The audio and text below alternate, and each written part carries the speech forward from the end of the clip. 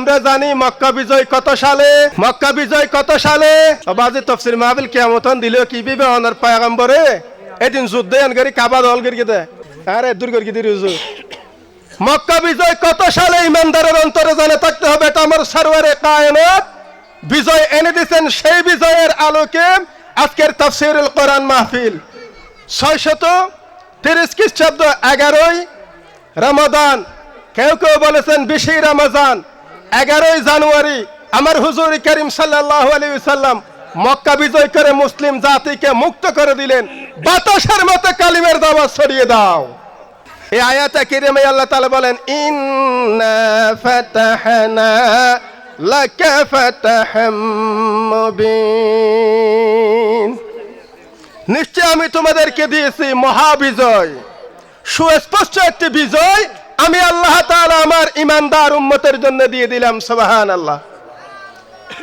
আমি এই আয়াত বলার একটা কারণ আছে। এই যেদিন আল্লাহর হাবিব সাল্লাল্লাহু আলাইহি ওয়াসাল্লাম মক্কা বিজয় করলেন, ওয়াহাশী নামের একজন সাহাবী ঈমান আনে নাই। তখন হযরত ওয়াহাশী রাদিয়াল্লাহু তাআলা তখন ঈমান আনে নাই। ওয়াহাশী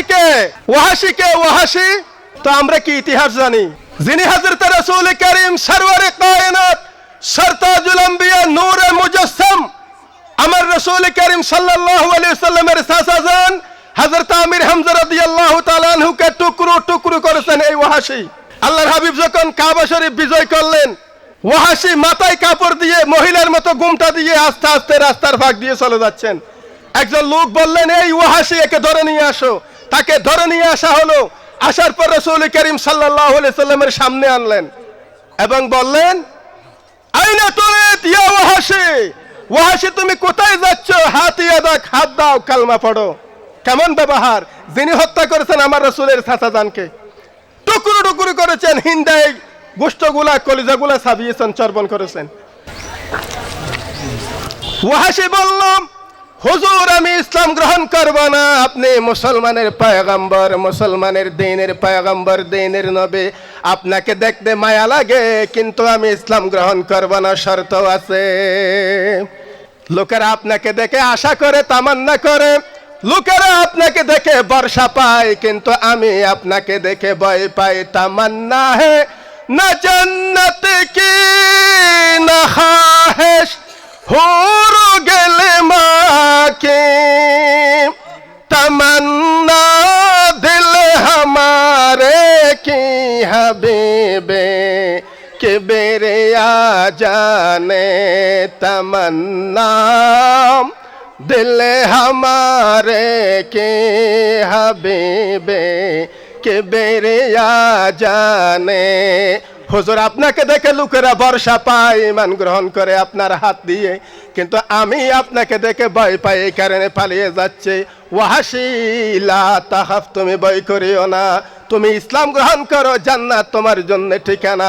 ওয়াহাশী বলল, হুজুর ঈমান গ্রহণ করব, সাথে সাথে যদি জান্নাতে যেতে পারি এই সার্টিফিকেট দিতে পারেন, আমি ওয়াহাশী 10,000 সাহাবীর সামনে কাবার মাঠে ঈমান গ্রহণ করব। এখন ঈমান সাথে জান্নাত। আল্লাহ তাআলা আসমান থেকে জিবরাইল আলাইহিস সালামের মাধ্যমে তাৎক্ষণিক আয়াতে কারিমা নাযিল করে দিলেন, ওয়াল্লাযীনা লা ইয়াদুনা মা'আল্লাহি ইলাহান আখার, ওয়াল্লাযীনা আরজালাম লা ইয়াদুনা, আহ্বান করে নাই মা'আল্লাহি ইলাহান আখার, আল্লাহ তাআলার সাথে অন্য কোন আল্লাহকে, মাবুদকে, ঈশ্বরকে, বটগাছকে, বৃক্ষকে, চন্দ্রকে, যারা আল্লাহ মানে নাই এমন ব্যক্তি যদি হয়, যদি শিরিক না করে, ওয়ালা ইয়াকতুলুনান নাফসাল্লাতী হারামাল্লাহু ইল্লা বিল হক, অন্যায়ভাবে যদি কোনো মানুষকে হত্যা না করে, অন্যায়ভাবে মানুষকে যদি শহীদ না করে, ওয়ালা ইয়াজুনুন, আর যদি ব্যভিচার না করে, যদি ব্যভিচার না করে, অন্যায়ভাবে যদি মানুষকে হত্যা না করে, এবং আল্লাহ তাআলার সাথে যদি কাউকে শরীক না করে, 3টা কাজ যদি কোনো ব্যক্তি না করে, ওয়াহাশী তুমি ঈমান গ্রহণ করার পরে জান্নাতে যাবা। সুবহানাল্লাহ। ওয়াহাশী বললেন, হুজুর আমি ঈমান গ্রহণ করব না, চলে যাব। এখানে আল্লাহ তাআলা 3টা শর্ত দিয়েছেন। 1 নম্বর শিরিক, দ্বিতীয় নম্বর মানুষ হত্যা, তৃতীয় নাম্বার জেনা ব্যভিচার, তিনটা দোষ আমি করেছি, ইয়া রাসূলুল্লাহ আমি ঈমান গ্রহণ করে আর জান্নাত পাবো না, আমি চলে যাই, যেমন আছি তেমন থাকবো। এখানে আল্লাহ শর্ত দিয়েছেন, ইন্নী আরা ফীহি শারতান, শর্ত দিয়ে দিয়েছেন আল্লাহ তাআলা। হুজুর আমি শিরিক করেছি, আপনি আয়াতে কারিমায় বলেছেন মা আল্লাহি ইলাহান আহার, আল্লাহ তাআলার সাথে যাতে কেউ শরীক না করে, কিন্তু আমি ওয়াহাশী শিরিক করেছে, ইন্নী আশরাকতু বিল্লাহ, আমি আল্লাহ তাআলার সাথে শিরিক করেছি। দ্বিতীয় নাম্বার আপনি বলেছেন ওয়া কাতালতুন নাফসাল্লাতী হারামাল্লাহু ইল্লা বিল হক, অন্যায়ভাবে যে মানুষকে মারবে সে জান্নাতে যেতে পারবে না। হুজুর আমি অনেক মানুষ হত্যা করেছি, ওয়া কাতালতুন নাফসাল্লাতী, অনেক মানুষ আমি হত্যা করেছি। তৃতীয় নাম্বার বলেছেন ওয়ালা ইয়াজুনুন, যে ব্যক্তি ব্যভিচার করে নাই, জিনা করে নাই, সে জান্নাতে যাবে। হুজুর আমি বলতে পারবো না অনেক ব্যভিচার করেছে, ওয়াজানাইতু, আমি অন্যায় করেছি, বিচার করেছি, তো তিনটা দোষ আমার, আপনার হাতে আর হাত রেখে আমি জান্নাতে যাওয়ার কিভাবে আশা করব? আপনি এমন আয়াত আনেন আল্লাহ থেকে যে আয়াতে বলবে ঈমান আছে জান্নাতে চলে যাবে, দ্বিতীয় কোনো বাধা নাই, শর্ত নাই। আল্লাহ তাআলা আসমান থেকে দেখে রইলেন, তাৎক্ষণিকভাবে হযরত জিবরাইল আলাইহিস সালামকে পাঠিয়ে দিলেন। ফাআনজালাল্লাহু তাবারাকা ওয়া তাআলা, হযরত জিবরাইল আলাইহিস সালাম আয়াতে কারিমা নিয়ে আসলেন। হুজুর ওয়াহাশীকে এই আয়াত বলে দেন, ইল্লা মান তাবা ওয়া আমানা ওয়া আমিলা আমালান সালিহ। হুজুর ওয়াহাশীকে আপনি এই আয়াত শুনিয়ে দেন, ইল্লা মান তাবা, যে ব্যক্তি তওবা করবে, তওবা যদি করে তাহলে তার জন্য জান্নাত। তওবার পরে ওয়া আমানা, এবং ঈমান আনলো, ওয়া আমিলা আমালান সালিহা, আমলে সালেহ করলো, ভালো কাম করলো। হাবিব ওয়াহাশীকে এটা জানিয়ে দেন, ঈমানের পর যদি একটা ভালো কাম করে তাহলে সোজা তাকে জান্নাত। ইনান্ডে লইয়ে দে রে দন মিক্কাতন হামর মানুষ আনিয়ন আননের হওয়ার পরে বাজে এক কাম করিম দা হাম দুইয়ান করিম, এক কাম করে খুশি হইলে লইবে, নইলে নইবে, খুশি হইলে টিয়া দিবে, নইলে ন দিবে, বেশি হাম করে তেতাম না। হযরত ওয়াহাশী রাদিয়াল্লাহু তাআলা পয়গম্বরের সাথে কথোপকথন জেনে জান্নাতে দিয়ে দেওয়ার একটা মাধ্যম। ওয়াহাশী বলেন হুজুর এমন আয়াত দেন, ঈমান আনবো সাথে সাথে জান্নাতে যাব, দ্বিতীয় মধ্যে আমল আর রাখতে পারবো না, ভালো কাম রাখতে পারবো না, মানুষের উপকার রাখতে পারবো না, কিছুই পারবো না, ঈমান আনবো সোজা যাব জান্নাতে। আল্লাহ তাআলা বলেন হাবিব ওয়াহাশীকে এটা বলে দিন, ইল্লা মান তাবা ওয়া আমানা ওয়া আমিলা আমালান সালিহ। ওয়াহাশী তওবা করো, ঈমান আনো, আমলে সালেহ করো, জান্নাতে যাবে। আল্লাহর হাবিব বলেন ওয়াহাশী এখন ঠিক আছে কিনা? ওয়াহাশী বলে না, আমি রাজি না, ঈমান আনবো না, এটাও ঠিক নাই। এই আয়াতে কারিমায়ও আমি ঈমান আনার পর জান্নাতে যেতে পারবো এটা বলা হয় নাই। এখানে শর্ত দিয়েছেন ঈমান আনার পর আমলে সালেহ ভালো কাম করতে হবে। ঈমান আনার পর ভালো কাম করতে হবে। হুজুর আমি ঈমান আনলাম, যদি এখন মারা যায়, তাৎক্ষণিক যদি আমি মারা যাই তো আমার ঈমান আছে, মারা গেলাম আমলে সালেহ নেই, তো আমার জন্য তো দুজক, আমি আমলে সালেহ করতে পারবো না, ঈমান আনবো জান্নাত, এমন আয়াত আনেন। আল্লাহর হাবিব বলেন ওয়াহাশী এটা কিভাবে করতেছো তুমি? হুজুর আমি জানি আপনার হাতে যদি আমি ইসলাম গ্রহণ করি, ঈমান আনার পর যদি আপনি রাজি হয়ে যান জান্নাত, এটা জান্নাতের মাধ্যম, কারণ আমি এমন ব্যক্তিকে হত্যা করেছি, এমন ব্যক্তিকে আমি শহীদ করেছি যিনি হলো আপনার রক্ত, আপনার আপন চাচা হযরতে আমির হামজা রাদিয়াল্লাহু তাআলা। উনি হবেন, আপনি হবেন সাক্ষী, উনি আমার জন্য মামলা দায়ের করবে আদালতে, আল্লাহ তাআলার আদালতে। আমি বাঁচবো কিভাবে এখানে যদি আপনার থেকে মুক্ত না লই? এভাবে যদি মুক্ত হয়ে না যায় আপনার থেকে, আমি ওখানে কিভাবে বাঁচবো? আল্লাহ তাআলা এখানেও শর্ত দিয়েছেন, ইন্নী আরা ফীহি শারতান ফাহুয়াল আমালুস সালিহ। এখানেও আল্লাহ তাআলা আমলে সালেহের শর্ত দিয়েছেন, ভালো কাজের শর্ত দিয়েছেন। এমন একটি আয়াত আল্লাহ পাক থেকে নিয়ে আসেন যে আয়াতে কারিমা শোনার সাথে সাথে আমি জান্নাতে যেতে পারবো। আল্লাহ তাআলা হযরতে জিবরাইল আলাইহিস সালামকে বললেন, ওহে জিবরাইল নিয়ে যাও, আমার হাবিবের সাথে কথোপকথন চলতেছে। ফাআনজালাল্লাহু তাবারাকা ওয়া তাআলা, তাৎক্ষণিকভাবে হযরত জিবরাইল আলাইহিস সালাম আয়াতে কারিমা নিয়ে আসলেন, ইন্নাল্লাহা লা ইয়াগফিরু আন ইউশরাকা বিহি ওয়া ইয়াগফিরু মা দুনা যালিকা লিমান ইয়াশা।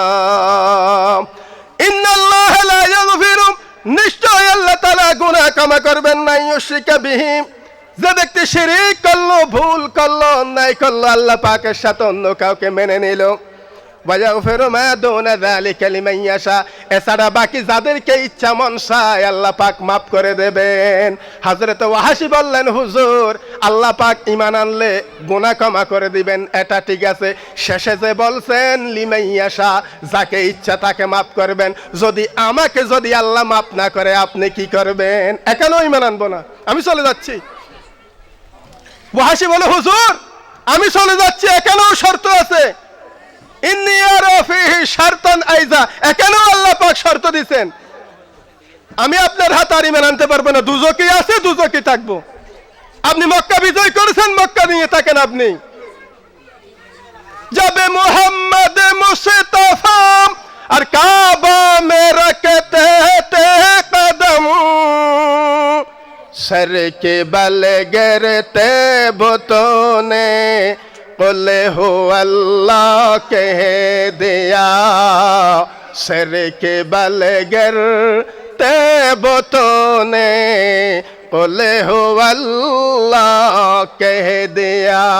10,000 সাহাবী নিয়ে মক্কার মধ্যে আপনি কদম মোবারক রাখলেন, বিজয় করলেন। হুজুর আমি খুশি হলাম, কিন্তু আমি গুনার বোঝা নিয়ে জাহান্নামে যাব, এটাও আমি বুঝে গেছি।